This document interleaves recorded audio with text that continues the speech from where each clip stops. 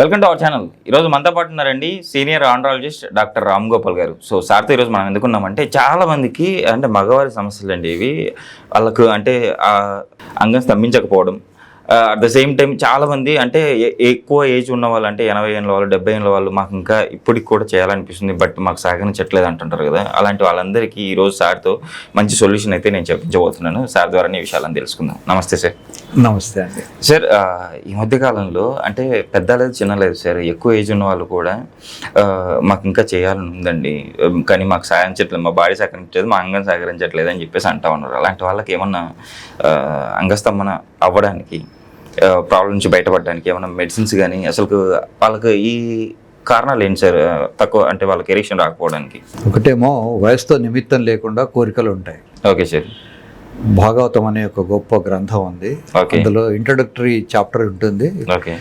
శీశుకుడు అనే ఒక యోగి వెళ్తుంటే ఆయన వెనకాల వ్యాస మహర్షి, వ్యాసుడు అంటే మనకు తెలుసు 18 పురాణాలు వేదాలని డివైడ్ చేసిన వాడు. Okay sir. ఆయన ఓ కొడుక అని ఆయన పరిగెత్తుకు వస్తుంటాడు. ఓకే. నదిలో దగ్గరలో స్నానం చేస్తున్న ఆడపిల్లలు ఆయన కొడుకు యంగ్ ఫెలో శిశుకుడు వెళ్తూ ఉంటే పట్టించుకోరు. Okay sir. కానీ వెనకాల నుంచి ముసలైన గడ్డంతో వస్తున్న ఆయన చూడగానే లేచి బట్టలు కట్టుకుంటారు. ఓకే. ఎందుకు అంటే ఈయనకు ఇంత వయస్సు వచ్చినా ఇంకా ఆయనకు ఆ కోరికలు అవన్నీ ఏమీ తీరలేదు, అంత జ్ఞాని అయినా కూడా. అదే శిశుకుడు ఆయన ఫిలాసఫర్ కనుక ఆయన చూసిన వాళ్ళకి ఏం తేడా లేదు. అది తేడా అన్నమాట. సో ఇర్రెస్పెక్టివ్ అది ఏజ్ ఎంత వచ్చినా కోరికలు ఉండొచ్చు, ఉండడం తప్పు కూడా కాదు. వ్యాసుడు అంతటి వాడే కంట్రోల్ చేసుకోలేపాడు, మనం ఎంతటి వాళ్ళు. కనుక కోరికలు ఉన్నంత మాత్రాన వాటిని చంపుకోక్కర్లేదు. అయితే దాన్ని ధర్మ మార్గంలో పెట్టుకుంటే మంచిది. ఇప్పుడు పెళ్లి చేసుకున్న తర్వాత వైఫ్తో కాకుండా వేరే వాళ్ళతో చేయడం అధర్మం. కనుక వైఫ్తో చేసినంత వరకు అది ఆల్మోస్ట్ బ్రహ్మచర్యంతో సమానం. కనుక కోరిక వచ్చినప్పుడు వాళ్ళు వాళ్ళ వైఫ్తోనే చేసుకునే ప్రయత్నం చేయాలి. ఇకపోతే చేసుకోవాలని ఉంటుంది కానీ పర్ఫార్మెన్స్ ఉండదు. చాలా మందికి నేను క్వశ్చన్ అడుగుతుంటాను, డిజైర్ ఉందా అంటే సార్ డిజైర్ చాలా ఉంది కానీ పర్ఫార్మెన్స్ లేదు. ఈ పర్ఫార్మెన్స్ లేకపోవడానికి కారణం ఏమిటంటే ఒకటి ఏజ్లో కొంత డ్యామేజ్ జరుగుతుంది. మగవాళ్ళ అంగం మధ్యలో మూత్రం వచ్చే ఒక గొట్టం ఉంటుంది, దాన్ని యురెత్రా అంటాం. దానికి రెండు పక్కల కార్పోరా క్యావర్నోజా అనే ఒక టిష్యూ ఉంటుంది. మన కలెక్చువల్ లాంగ్వేజ్లో మనం దాన్ని స్పాంజ్ అని తీసుకోవచ్చు. దాని ఫంక్షన్ స్పాంజ్ లాంటి, రక్తాన్ని పట్టుకుంటుంది, రక్తాన్ని వదిలేస్తుంది. రక్తాన్ని పట్టుకున్నప్పుడు గట్టిదనం వస్తుంది, రక్తాన్ని వదిలేసినప్పుడు మెత్తగా అయిపోతుంది. Simple mechanism. అయితే ఈ స్పాంజ్ విచిత్రమైంది, దానికి మీద పనిచేసే మందులు ఇంతవరకు తయారు కాలేదు. ఇప్పుడు మరి మీరు అడగచ్చు, వయాగ్రా లాంటి టాబ్లెట్స్ ఉన్నాయి కదా, కొన్ని మిలియన్స్ ఆఫ్ డాలర్స్ బిజినెస్ ఉంది కదా, మరి వాటికి ఈ వయాగ్రా లాంటి టాబ్లెట్స్ అన్ని కూడా PDE5 ఇన్హిబిటర్స్ అని ఒక గ్రూప్ ఆఫ్ డ్రగ్స్ కింద వస్తాయి. దీంట్లో సిల్డెనాఫిల్ను వయాగ్రా అని, సుహాగ్రా అని, ఇంకేదో పేర్లు ఆగ్రాల కింద అమ్ముకుంటారు. ఇంకోటి టడలాఫిల్ అని ఒకటి ఉంటుంది. నేను దాన్ని హనీమూన్ పిల్ అని జోకులర్ గా పిలుస్తూ ఉంటాను. హనీమూన్ పిల్ అంటే యాక్చువల్లీ హనీమూన్ అంటే 3 రోజులు సార్, అంటే ఆ పిల్ వేసుకుంటే 36 hours బాడీలో ఉంటుంది. Okay sir. సో అది హనీమూన్ పిల్ అంటే 1.5 డే. ఓకే. సో రెండోది ఇవి రెండు అయినాయి కదా, మూడోది వార్డెనాఫిల్ అని, దీనికి సైడ్ ఎఫెక్ట్స్ తక్కువ ఉంటాయి. ఇప్పుడు సిల్డెనాఫిల్కు సైడ్ ఎఫెక్ట్స్ చాలా ఎక్కువ. కడుపులో తిప్పడం రావచ్చు, తలనొప్పి రావచ్చు, ఒళ్ళు నొప్పులు రావచ్చు. అందరికి ఉంటాయి సార్? కొంతమందికి చాలా మందికి ఉంటాయి, ఏదో కొద్ది మందికి ఉండవు కానీ చాలా మందికి ఉంటాయి. ఇక నాలుగోది అవెనాఫిల్. అవెనాఫిల్ ఏమిటంటే ఈ మిగతా 3 drugs గంట ముందు వేసుకుంటే కానీ పని చేయవు. అవెనాఫిల్కి వచ్చి 10 నిమిషాల ముందు వేసుకున్న పని చేస్తుంది. 10 నిమిషాల ముందు వేసుకుంటే చాలు, పని స్టార్ట్ అయిపోద్ది. So that is more useful for the extra marital office goers కు. వాళ్ళకు అక్కడ తక్కువ టైంలో వాళ్ళు ఓకే. ఇప్పుడు బేసిక్ క్వశ్చన్ ఏంటంటే ఈ టాబ్లెట్స్ ఏవి కూడా ఈ స్పాంజ్, ఇందాక మనం డిస్కస్ చేసిన స్పాంజ్ మీద పనిచేయవు. Okay sir. ఈ స్పాంజ్ ముందరికి చాలా రక్తాన్ని తీసుకొచ్చి వదిలేస్తాయి.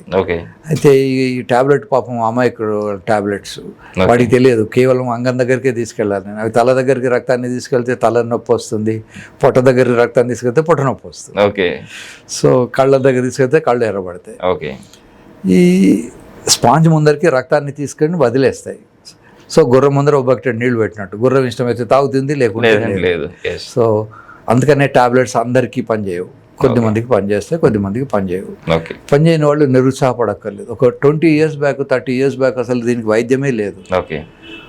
అది వాడు నవాబైనా రాజైనా వాడికి 300 మంది రాణులు ఉన్నా వాడు ఏమైనా చేయగలిగింది ఏం లేదు, వాడు కూడా మనిషే. ఈ మధ్య కాలంలో గత 25-30 ఇయర్స్ నుంచి బాగా ఇంప్రూవ్మెంట్ అయింది. ఈ సబ్జెక్ట్ మీద కాన్సన్ట్రేషన్ వచ్చింది. ఓకే. ఇప్పటికీ ఎంబీబీఎస్ కరికులంలో సెక్స్ గురించిన సబ్జెక్ట్ లేదు. ఓకే. సో ఎంబీబీఎస్లో లేకపోతే తర్వాత వాడు కంటి డాక్టర్ అవుతాడు, వాడుకు ఇంకేదో హార్ట్ డాక్టర్ అవుతాడు, ఇంకేదో అవుతాడు, ఓకే, వాడు సర్జన్ అవుతాడు. అక్కడ కూడా లేదు. మళ్ళీ యూరాలజీలో చేస్తాయి. యూరాలజీలో కూడా క్యాంబెల్ యూరాలజీ అనేది standard text book. Okay. 3 volumes ఉంటాయి. అందులో 2 చాప్టర్లు, ఒకటి medical management of sexual problems, రెండోది సర్జికల్ మేనేజ్మెంట్ ఆఫ్ సర్జరీ. 2 చాప్టర్లు. ఓకే. సో ఇది లైఫ్లో చాలా ఉపయోగకరమైంది. కానీ చాలా తక్కువ ఎకాడమిక్స్లో ఏమిటంటే క్యాన్సర్ మీద చాలా స్ట్రెస్ ఉంటుంది. క్యాన్సర్, దాని డివిజను, దాని కారణాలు, దాని మేనేజ్మెంటు, చాలా క్లాసిఫికేషన్స్ చాలా ఎక్కువ ఉంటుంది. Okay sir. కానీ ఇది సొసైటీలో రోజు మనం చూసే ప్రాబ్లమ్స్ ఈ డిపార్ట్మెంట్లో చాలా ఉన్నాయి. Okay sir. తర్వాత చాలా వరకు క్రైమ్ కూడా related to sexual problems. Yes sir, correct. ఈ క్రైమ్ ఎంత దూరం వెళ్ళిందంటే కన్న తల్లి పిల్లల్ని చంపేస్తుంది. సార్ ఎందుకు సార్ మన ముంబైలో కూడా ఒక డాక్టర్ని అలా చేశారు కదా సార్. సో లేదా కట్టుకున్న భార్య హస్బెండ్ని చంపేస్తుంది. హనీమూన్లో మొన్న రీసెంట్గా గుజరాత్లో ఏదో అమ్మాయి, వైజాగ్ కూడా మనం చూసాం సార్. లేదా వీడు ఆ వైఫ్ని చంపేస్తాడు, లేదా దీని పారమోర్ను, దీని లవర్ను వాడు చంపుతాడు. Most of the crime around this sex. Okay. తర్వాత డైవర్స్ రాళ్ళు ఎక్కువ అయ్యేందుకు కారణం ఏమిటి అంటే ఈ సెక్సువల్ అట్రాక్షన్ మొదట్లో లేకపోతే తర్వాత వాళ్ళిద్దరి మధ్య బాండింగ్ ఉండదు. బాండింగ్ లేకపోయేసరికి అది డైవర్స్కి దారితీస్తుంది. ఓకే. సో ఇవన్నీ మల్టిపుల్ కాజెస్. కనుక సో దీనికి మంచి మందులు ఉన్నాయి. మందులు పనిచేయని వాళ్ళకు, లేదా మందులు టాలరేట్ చేయలేనంత సైడ్ ఎఫెక్ట్స్ ఉన్న వాళ్ళకు సర్జరీస్ ఉన్నాయి. ఓకే. సో నవడేస్ ఈ టైంలో బతుకున్న వాళ్ళు అదృష్టవంతులు. Okay sir. So everything is available. సరే, సర్జరీ కంటే ముందు అంటే యాక్చువల్లీ కొంతమంది ఆండ్రాలజీ డాక్టర్స్ అంటూ ఉంటారు కదా, ఏమంటారు, షాక్ ట్రీట్మెంట్ ద్వారా కొంచెం ప్రేరేపించవచ్చు అని. షాక్ ట్రీట్మెంట్ కానీ, ఓకే, పీ షాట్ అనే ఇంజెక్షన్స్ కానీ స్టిల్ అండర్ రీసెర్చ్. ఓకే. మనం గ్యారంటీడ్గా చెప్పలేము. Okay. Okay. Most useful thing is టాబ్లెట్స్తో జరుగుతుంది, సంతోషం. టాబ్లెట్లు అయిన వాళ్ళకు సర్జరీ ఇస్ ద బెస్ట్. ఈ మధ్యలో ఇంకోటి ఉంది ఇంజెక్షన్స్ అని. పినిస్కే ఇంజెక్షన్ తీసుకోవాలి. It's a very difficult task, especially elderly పీపుల్కు. వాళ్ళకి ఇంజెక్షన్ ఎక్కడో పెద్ద తొడకో అక్కడ తీసుకోవడం డయాబెటిక్ పీపుల్కి ఈజీ. కానీ అంగం ఇంత చిన్నగా ఉంటుంది, 100 grams కూడా ఉండదు. దాన్ని అసలు పట్టుకోవడమే డిఫికల్ట్, జారిపోతూ ఉంటుంది. సో దాన్ని పట్టుకొని దానికి ఇంజెక్షన్ ఇచ్చుకొని ఇట్స్ వెరీ కంబర్సమ్. ఓకే. ఒకసారి ఇచ్చుకున్నా కూడా అది ఇయర్లీ వన్స్ ఇచ్చుకోవాలా, రెగ్యులర్ గా చేయాలనుకున్నా? అసలు ఇంజెక్షన్ అనేది only for the investigations, doctor study చేసేందుకు ఇచ్చుకుంటాం. ఓకే. అది కూడా డాక్టర్ సూపర్విజన్లో ఇంజెక్షన్ ఇచ్చుకోవాలి. అది ఇచ్చిన 10 minutesకు స్టార్ట్ అవుతుంది యాక్షన్. ఓకే. ఒకవేళ బియాండ్ 1 hour కనుక హార్డ్ ఉంటే దాన్ని ప్రయాపిజం అంటాం, దాన్ని మళ్ళీ తక్కువ చేయాలి. సో ప్రాక్టికల్గా ఆలోచిస్తే టాబ్లెట్ సర్జరీయే బెస్ట్. సార్ ఇంకొక డౌట్ ఉంది సార్, ఏంటంటే కొంతమంది ఓకే టాబ్లెట్లకు పని చేయలేదు, ఏ మెడికల్ ట్రీట్మెంట్కి పని చేయలేదు, సర్జరీ చేయించుకోవాలని అంటారు. సో ఒకవేళ డాక్టర్ గారి దగ్గరికి వస్తే బయట ఏమైనా చెప్తారేమో, బయటకు తెలిసిపోతుందేమో ఈ ప్రాబ్లం అని చెప్పేసి కొంతమంది భయపడుతూ ఉంటారు కదా. సో మీ దగ్గరికి వస్తే ఎలాంటి సెక్యూరిటీ ఉంటుంది వాళ్ళకి? 100% కాన్ఫిడెన్షియాలిటీ ఉంటుంది. ఆల్మోస్ట్ ఎవ్రీడే నా దగ్గరికి పేషెంట్లు వస్తారు.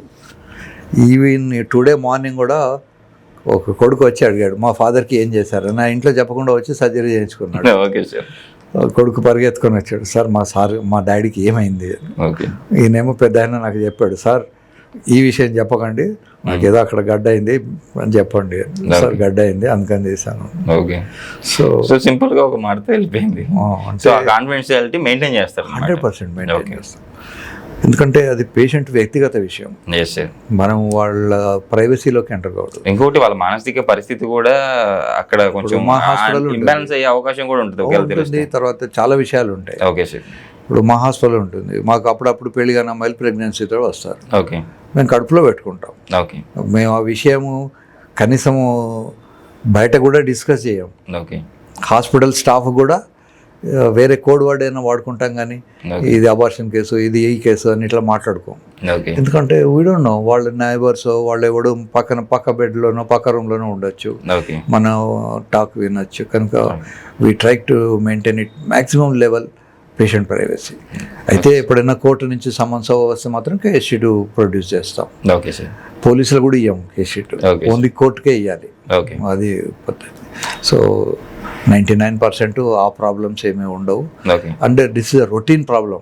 ఓకే విచిత్రం ఏంటంటే పెద్ద ఆయన ఉంటాడు, కొడుకుని చదివిస్తాడు, కొడుకు పెళ్లి చేస్తాడు, వాడికి ప్రాపర్టీ ఇస్తాడు, కానీ మళ్ళీ కొడుకు తెలుస్తుందేమో అని వీడు సిగ్గుపడతాడు, లేదా కొడుకు దగ్గర డబ్బులు తీసుకోవాల్సి వస్తుందేమో అని ఓకే ఉంటాడు. సార్ సో వచ్చి సర్జరీ చేయించుకున్న తర్వాత ఇన్ఫార్మ్ చేస్తారు రొటీన్గా.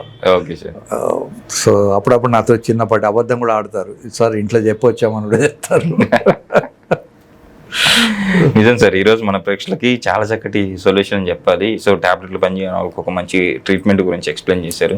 సో షూర్గా అంటే భయపడకుండా ఈ ప్రాబ్లమ్ని సాల్వ్ చేసుకోవాలనుకున్న కంపల్సరీ మిమ్మల్ని కన్సల్ట్ అవుతారని చెప్పి ఆశిద్దాం సార్. Thank you. నమస్తే అండి.